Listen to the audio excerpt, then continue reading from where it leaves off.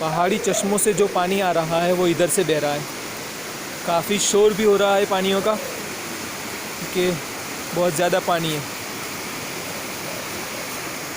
इधर आगे से देख सकते हैं, ये हल्का सा पुल बना हुआ है लोहे का, और आगे से पानी आ रहा है।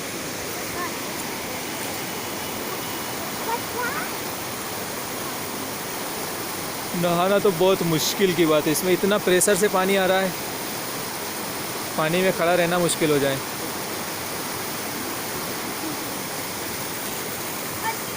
और इधर ऊपर घर बने हुए हैं, अभी हम लोग यहीं से आए हैं।